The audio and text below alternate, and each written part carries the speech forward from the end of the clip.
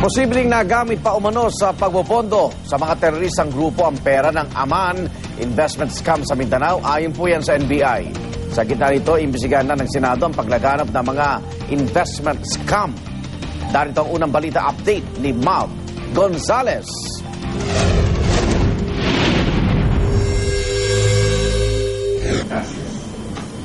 Inihain na sa Senado ang isang resolusyon para imbestigahan ang paglaganap ng mga investment scam sa bansa.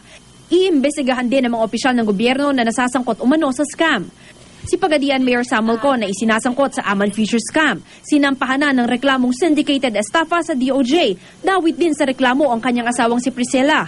Base sa inihaing reklamo, sa account daw ni Mrs. Ko sa Iligan City, idineposito ang pera ng ilang investor. Inabot naman daw ang ibang pera sa bahay ng alkalde.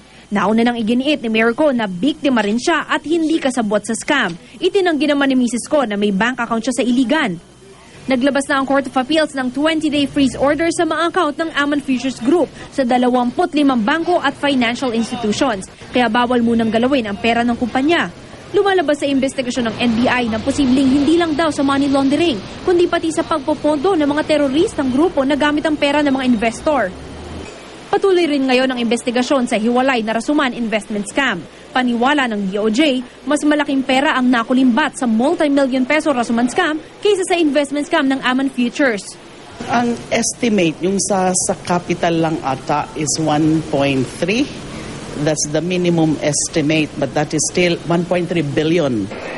Nakakulong na ngayon sa NBI compound sa Maynila ang utak umano ng scam na si Coco Rasuman. Mahigpit ding binabantayan ngayon ang tinaguriang White House ni Rasuman sa Marawi City. Mula raw noong pumutok ang balita tungkol sa scam, nagkaroon ng mga pag-atake sa mansyon. Para sa unang balita, Mav Gonzalez reporting.